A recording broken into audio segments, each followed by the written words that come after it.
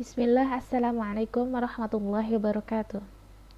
Innal hamdalillah na'maduhu wa nasta'inuhu wa nastaghfiruh wa na'udzu billahi min shururi anfusina wa min sayyiati a'malina may yahdihillahu fala mudhillalah wa may yudlil fala hadiyalah. Asyhadu an la ilaha illallah wahdahu la syarikalah wa asyhadu anna Muhammadan 'abduhu wa rasuluh. Tamam. Pada kesempatan kali ini saya akan mempresentasikan tugas retorika dakwah yang diampu oleh dosen saya, Ustadz Ahmad Rafi Syamsuri MA. Nah, tema kali ini adalah Tauhidullah. Tauhidullah yakni mengesahkan Allah. Tauhidullah terdiri dari tiga, yaitu tauhid rububiyah. Oke, saya akan merincikan apa saja yang nanti saya akan jelaskan. Pertama, rububiyah, rububiyatullahi khaliqan, rububiyati raziqan, rububiyatullahi malikan. Kemudian mulkiyatullah, mulkiyatullahi waliyan, mulkiyatullahi hakiman, mulkiyatullahi amiran. Kemudian ghayatan ilaha ma'budan. Oke, selanjutnya tauhid rububiyah. Tauhid ada 4 macam. Pertama, tauhid rububiyah, tauhid mulkiyah, tauhid uluhiyah, kemudian yang keempat tauhid asma wa sifat. Nah, biasanya tauhid mulkiyah dimasukkan ke dalam tauhid uluhiyah, sehingga kadang yang disebut hanya ada 3 saja. Dalam surah An-Nas ada 3 rububiyah, ada 3 tauhid.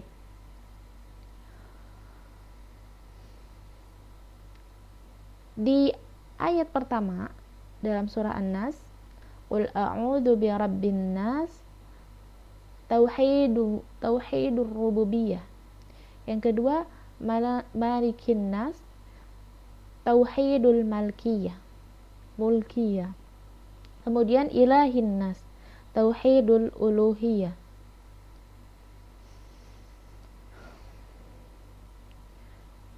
Selanjutnya, rububiyatullahi khaliqan. Makna Rabb. Rabb selalu diterjemahkan dengan Tuhan. Penerjemahan ini sering menghilangkan kandungan makna yang sebenarnya.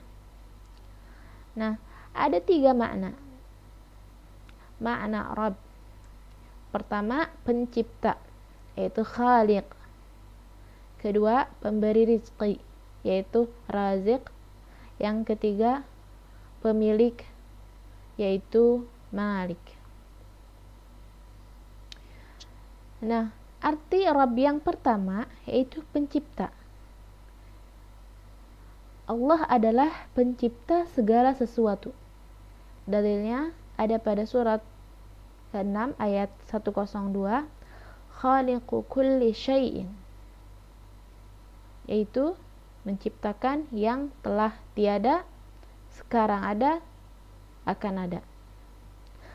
Allah tidak pernah berhenti dalam mencipta. Tertolaklah anggapan bahwa Allah menciptakan alam ini dalam 6 hari, dari hari Ahad sampai hari Jumat, dan beristirahat pada hari Sabtu. Dan keyakinan ini adalah tertolak. Kemudian penciptaan langit dan bumi. Proses penciptaan langit dan bumi secara lebih rinci dilihat dalam surah Fussilat ayat 9 hingga 13 dan An-Nazi'at ayat 27 hingga 33. Ada 3 proses yang berurutan yang sampai sekarang belum ditemukan manusia.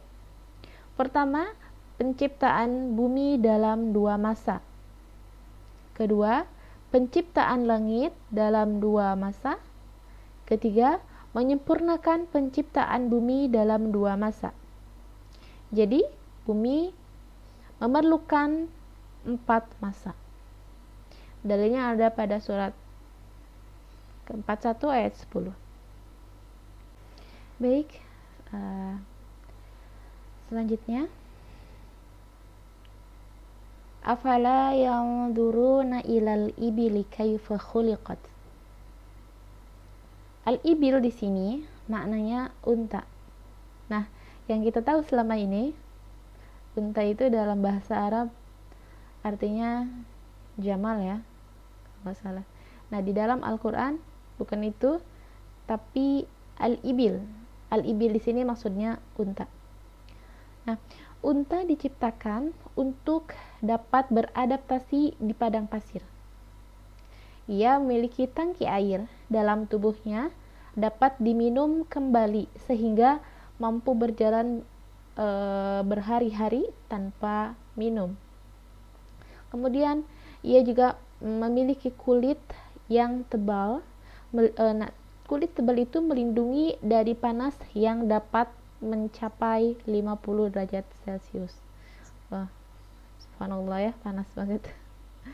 Kemudian unta juga memiliki mulut dan bibir. Nah, mulut dan bibir itu sangat kuat sehingga dengan mudah dapat makan tumbuhan berduri dan menghilangkan kelaparannya.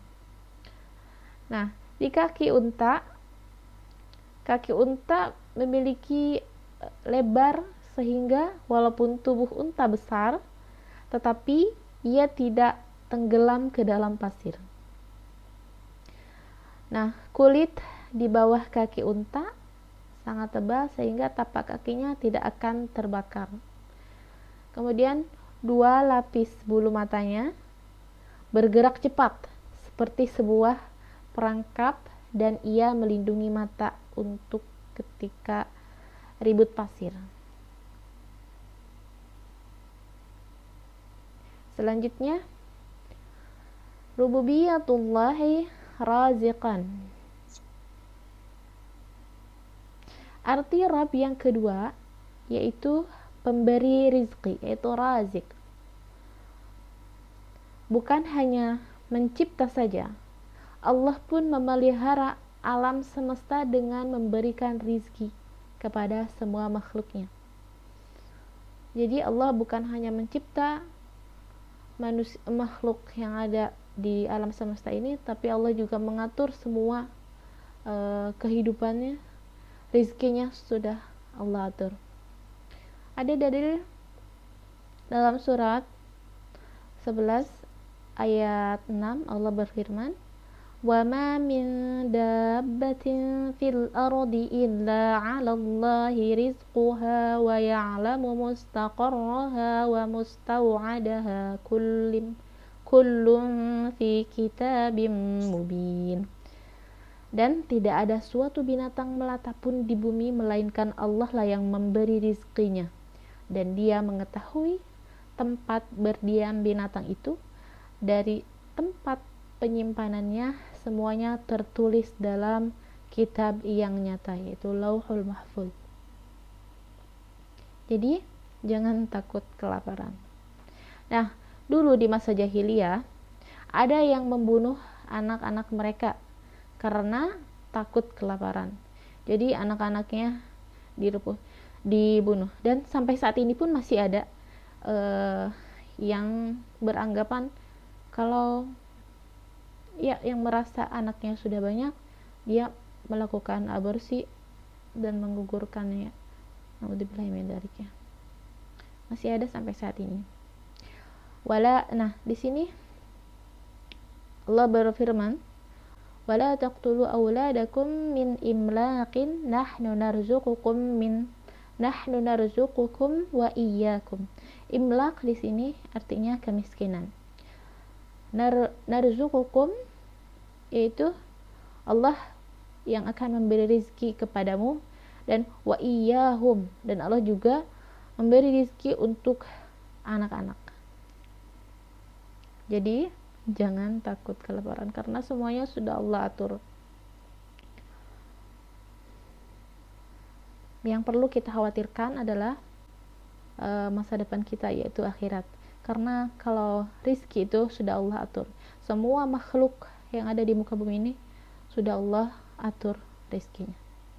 Selanjutnya, berbagai cara mendapatkan rizki. Nah, jika hewan di udara, yaitu contohnya seperti burung, rizkinya ada di dalam air. Nah, hewan yang ada di air, rizkinya ada di udara. Contohnya seperti yang saya ilustrasikan di sini ya, di gambar. Jadi ada burung yang sedang mengambil ikan kemudian ada ikan yang mengambil makanannya dari luar air ya. Jadi burung rezekinya ada di dalam air, kemudian hewan yang ada di air rezekinya ada di udara.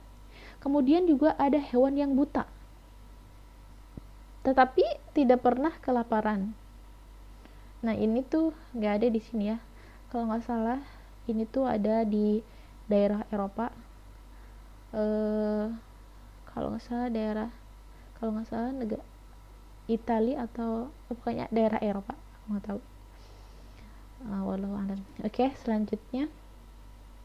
Nah, bagaimana dengan manusia? Allah berfirman dalam surah Al-Baqarah ayat 29, "Walladzi khalaqa lakum ma fil ardi jami'an." Rizqi manusia ada di mana-mana dan berbagai jenis. Allah sudah menetapkan bahwa manusia itu ada yang kaya, ya, yang rizkinya berlebih, dan ada yang fakir, rizkinya kurang sekali. Semuanya itu adalah ujian manusia. Bersyukur untuk orang yang memiliki harta berlebih, untuk orang yang kaya, tidak sombong dan kikir, dan bersabar untuk si fakir, tidak membenci si kaya, yang disebut dalam istilah lain adalah kaum borjuis. Oke.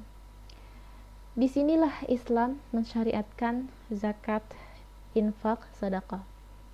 Karena dalam surah ke-59 ayat 7, kaila yakuna daulatun bainal aghniyai minkum. Jadi di sini kaila yakuna daulatan baina aghniyai minkum, supaya harta itu jangan berada di antara orang-orang kaya saja di antara kamu. Jadi Islam mensyariatkan zakat, infak, dan sedekah.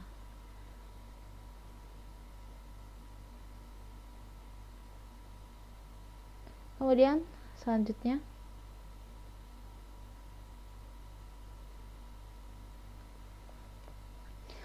Allah sebaik-baiknya, Allah sebaik-baik pemberi rizki. Nah, jika kita yakin bahwa Allah itu razik, tentu saja keperluannya dimintakan hanya kepada Allah, bukan ke dukun, atau minta ke gunung atau kuburan, apalagi ya, atau yang lainnya dalam rangka minta pesugihan. Dalilnya ada pada surat 40 ayat 60, berdoalah kepadaku, niscaya aku mengabulkannya. Nah, ada dalil juga dalam surat 62 ayat 11, wallahu khairur raziqin, dan Allah sebaik-baik pemberi rizki. Selanjutnya, malikan, yaitu pemilik. Arti Rabb yang ketiga adalah pemilik. Allah yang telah menciptakan dan memelihara alam semesta. Maka Allah satu-satunya pemilik alam semesta ini. Allah berfirman dalam surah Al-Baqarah ayat 284, milik Allah lah apa yang ada di langit dan apa yang di bumi.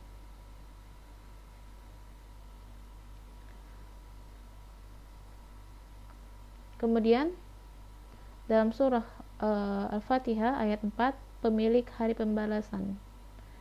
Nah, apa yang kita miliki hakikatnya adalah milik Allah.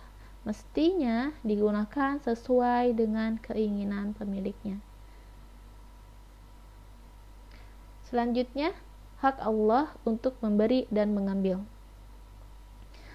Karena semua alam ini milik Allah, maka terserah kepada kehendak Allah untuk memberikan kepada siapa saja atau mengambilnya dari siapa saja. Inilah kesadaran seorang mukmin ketika mendapat musibah, sehingga ia mengucapkan inna lillahi wa inna ilaihi raji'un. Jadi kata inna lillahi wa inna ilaihi raji'un itu bukan hanya saja ketika mendapatkan berita duka ya. Apa saja yang menimpa musibah kita ucapkan inna lillahi wa inna ilaihi raji'un.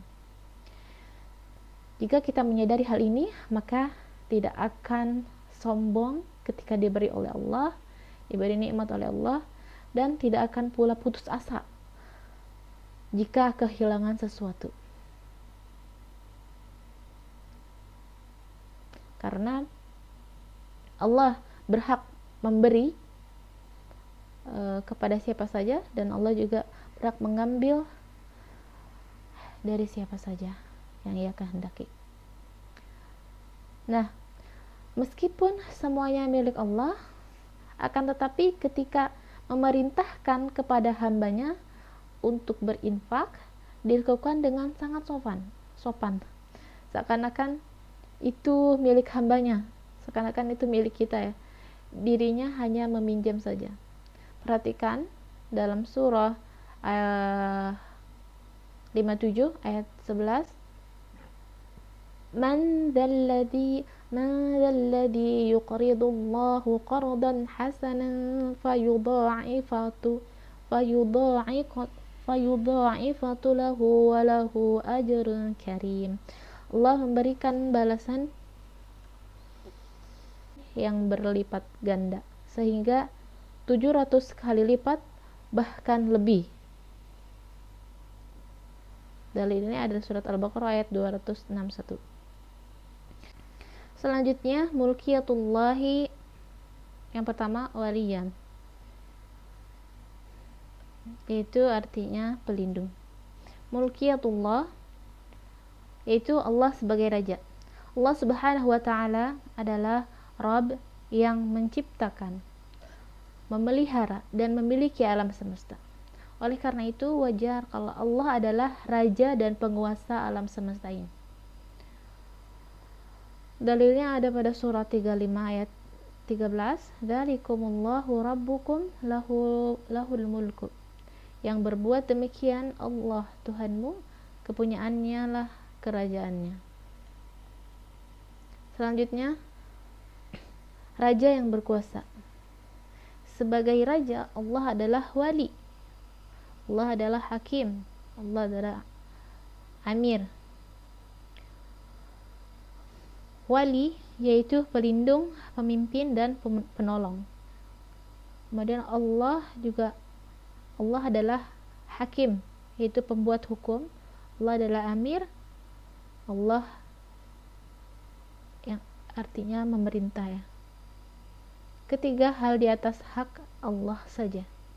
Apabila ada makhluk yang mengaku dirinya berhak sebagai salah satu di atas tanpa ada izin dari Allah, sesuai Al-Quran dan As-Sunnah, maka berarti ia mensejajarkan dirinya dengan Allah. Selanjutnya, wali.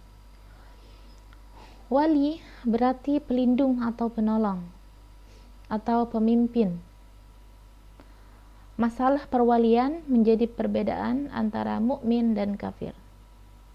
Dalilnya ada pada surat Al-Baqarah ayat 257. Allah adalah wali bagi orang-orang beriman. Wali bagi orang-orang kafir adalah tagut, yaitu setan. Karena tagut atau setan itu sebenarnya bukan penolong atau pelindung atau pemimpin, maka hakikatnya orang-orang kafir itu tidak memiliki wali. Jadi kita seorang mukmin adalah Allah adalah wali kita. Orang-orang kafir yaitu ia memiliki walinya itu setan. Tapi sebenarnya orang-orang kafir itu tidak memiliki wali. Ada pada surat 47 ayat 11 dalilnya. Yang diizinkan Allah Subhanahu wa taala selain dirinya sebagai wali hanya Rasulullah sallallahu alaihi wasallam dan mukmin yang memenuhi 3 syarat. Itu yang mendirikan salat dan menunaikan zakat seraya mereka tunduk kepada Allah. Orang kafir menjadi wali. Secara tegas melarang orang-orang beriman menjadikan orang-orang Yahudi dan Nasrani sebagai wali. Barang siapa di antara kamu mengambil mereka menjadi pemimpin, maka sesungguhnya orang itu termasuk golongan mereka. Tindakan ini digolongkan tindakan zalim yang tidak akan mendapatkan hidayah.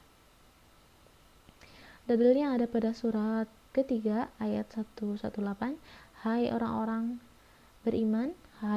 yang beriman, janganlah kamu ambil menjadi teman kepercayaanmu orang-orang yang di luar kalanganmu, karena mereka tidak henti-hentinya menimbulkan kemudaratan bagimu, maka menyukai apa yang menyusahkanmu.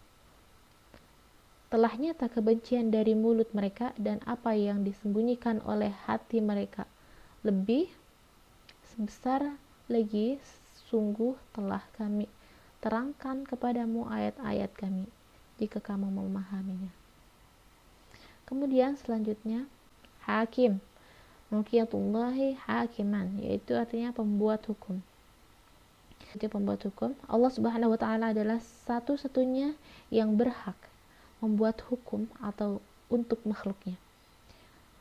Karena dialah pencipta mereka, karena dialah pencipta mereka, pemelihara mereka, pemilik mereka, wali mereka. Dialah yang paling mengetahui apa yang baik dan buruk untuk makhluknya. Berarti apa yang Allah perintahkan pastilah sesuatu yang baik, dan apa yang dilarangnya pastilah sesuatu yang buruk. Dalilnya ada pada surat ke-7 ayat 157. Ya'muruhum bil ma'rufi wa yanhahum 'anil munkari wa yuhillu lahum at-tayyibati wa yuharrimu 'alaihim al-khaba'ith. Oke, selanjutnya keterbatasan manusia. Manusia penuh dengan berbagai macam keterbatasan. Karena itu, hukum yang dibuat manusia tanpa bersandar kepada hukum Allah pastilah hukum yang penuh dengan keterbatasan. Keterbatasan manusia yang paling menonjol adalah pertama, dipengaruhi oleh perasaan yang ada pada dirinya, yaitu perasaan sayang atau benci. Kemudian yang kedua, tidak mengetahui diri manusia itu sendiri secara detail karena bukan penciptanya. Ketiga, pengetahuan manusia tentang sesuatu di luar dirinya sangat terbatas. Selanjutnya, hukum Allah adalah yang terbaik.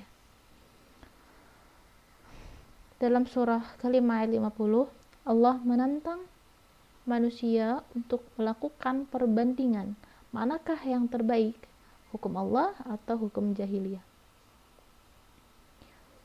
Dalam surah ke-6 ayat 125,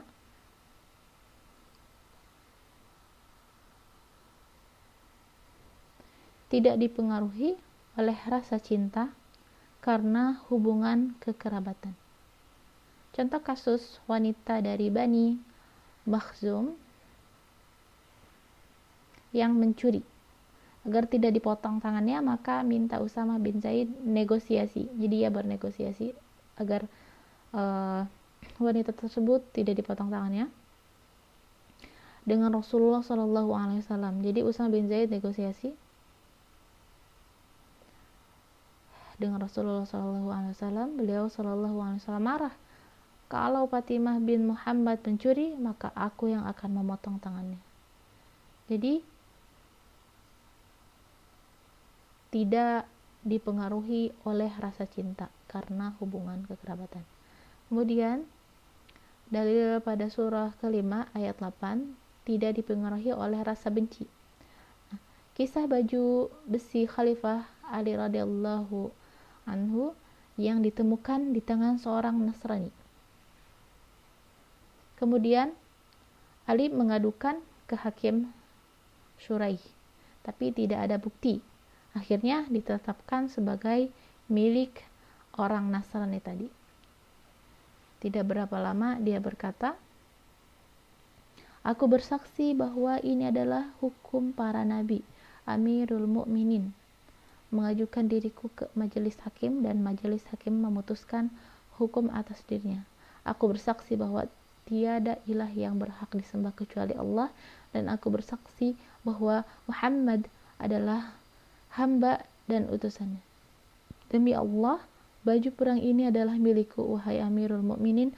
Aku mengikuti pasukan ketika engkau berangkat ke peperangan Siffin dengan mengendarai untamu yang berwarna abu-abu.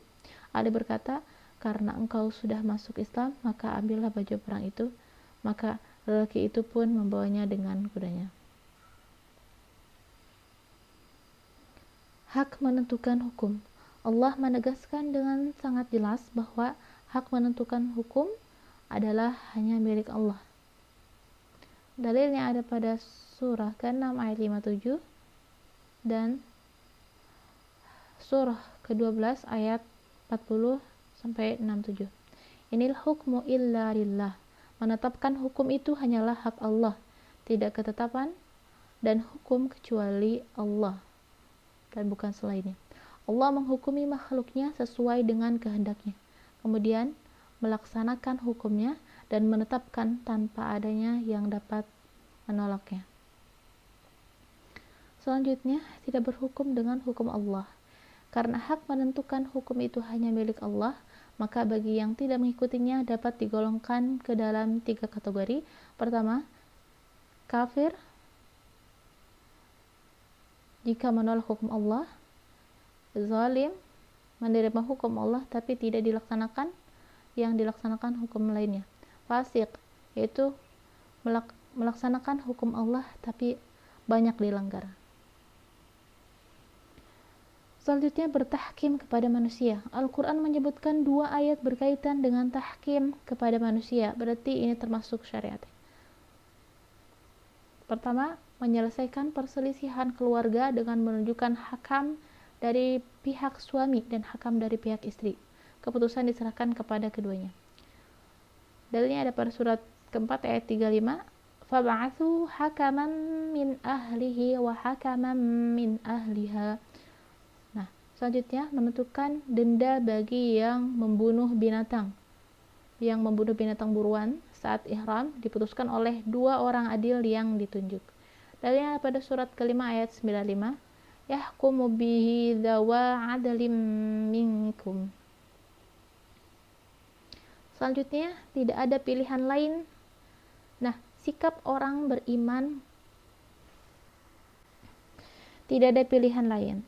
Sikap orang beriman apabila Allah dan Rasulnya sudah menetapkan keputusan, maka tidak mencari pilihan yang lain. Tidak ada ganjalan di dalam hati ketika menerima ketetapan Allah dan Rasulnya. Dalilnya pada surat 4 ayat ke-65. Nah, ayat ini berkaitan dengan sengketa air yang mengalir ke kebun Al-Harrah antara Zubair dan seorang Ansor di ahli Badar. Semula Rasulullah menetapkan keputusan yang memihak Ansor, tetapi orang Ansor itu salah tanggap dan menuduh Rasulullah berpihak kepada Zubair karena dia keponakannya. Rasulullah SAW marah dan akhirnya memberi keputusan yang jelas-jelas memihak Zubair. Sebab lain, dua orang yang bersengketa kemudian mengadukan ke Rasulullah dan diputuskan secara adil. Tapi pihak yang kalah tidak puas dan mengadukan ke Abu Bakar. Keputusan tidak berubah, lalu mengadukan ke Umar.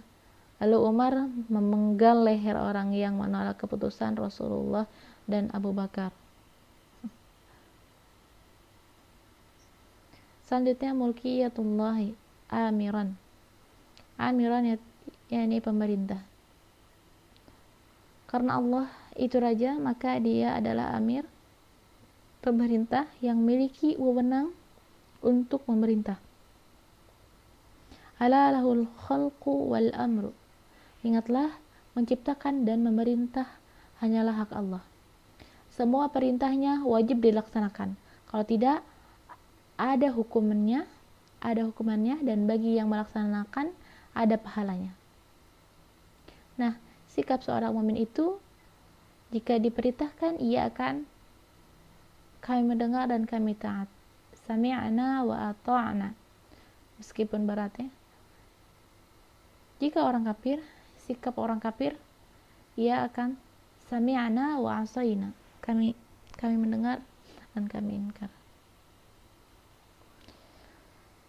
Selanjutnya,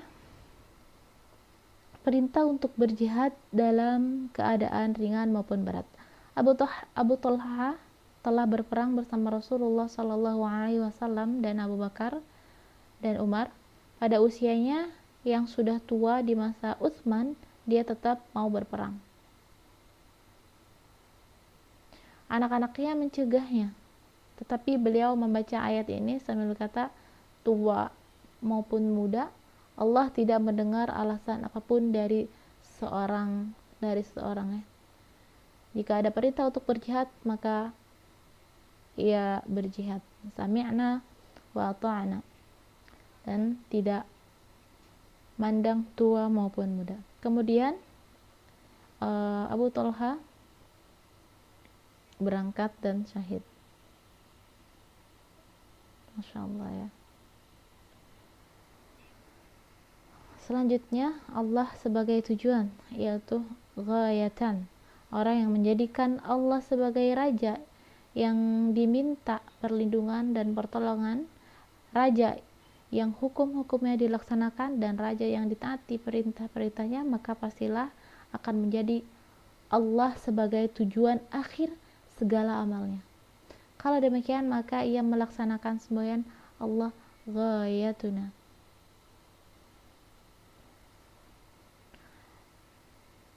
Nah, inna salati wa nusuki wa mahyaya wa mamati lillahi rabbil alamin. Sesungguhnya salat, ibadah, hidup dan matiku hanyalah untuk Allah, Tuhan semesta alam.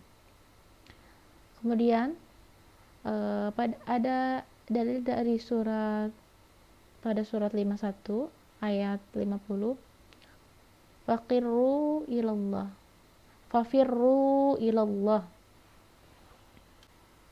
Kemudian dalil pada surah 51 ayat 50, fafirru ilallah, maka segeralah kembali kepada Allah, itu mentaatinya. Ilah yang disembah. Nah, dengan kita beriman sesuai dengan tuntunan tauhid, dengan kita beriman sesuai dengan tuntutan tauhid dan dari rububiyah hingga mulkiyah, serta menjadikan Allah sebagai tujuan akhir kita, maka kita telah membersihkan iman kita dengan sebersih-bersihnya. Kita menjadikan Allah sebagai satu-satunya ilah yang disembah. Itulah tuntutan tauhidul uluhiyah. Nah, orang kafir Quraisy mengimani rububiyah Allah dengan penuh keyakinan, tapi tidak mengimani mulkiyah dan uluhiyah Allah. Kalau mereka ditanya, siapakah yang menjadikan langit dan bumi dan menundukkan matahari dan bulan? Siapakah yang menurunkan air dari langit lalu menghidupkan dengan air itu bumi sesudah matinya? Lam yakullunna Allah. Lam yang la yang lam taukid, lam yang berfungsi untuk memberi penekanan. La yakulunna nun taukid. Diapit dua penekanan, maksudnya adalah kepastian. Tapi mereka berpaling dari jalan yang benar. Kebanyakan mereka tidak memahami. Jangan sampai kembali pada keimanan orang-orang kafir, bahkan lebih buruk lagi. Siapa sih? Nah, orang-orang kafir itu kebanyakan mereka berpaling dari jalan Allah, dari jalan yang benar. Kebanyakan mereka tidak memahaminya. Jadi jangan sampai kembali pada keimanan orang-orang Quraisy, bahkan lebih buruk lagi. Selanjutnya, tauhid yang murni, itu yang berpeganglah pada tauhid yang murni. Berpeganglah pada tauhid yang murni. Wa ma umiru illa liya'budullaha mukhlishina lahuddin hunafa. Padahal mereka tidak disuruh kecuali supaya menyembah Allah dengan memurnikan ketaatan kepadanya dalam menjalankan agama dengan lurus. Dalilnya ada pada surat 98 ayat 5. Alhamdulillah, presentasi Tauhidullah sudah selesai. Semoga apa yang saya sampaikan dapat dipahami dan semoga kita bisa mengamalkan tauhid rububiyah, tauhid uluhiyah, tauhid mulkiyah. Sekian dari saya, kurang lebihnya mohon maaf apabila ada kesalahan. Mohon dimaafkan. Billahi taufiq wal hidayah. Assalamualaikum warahmatullahi wabarakatuh.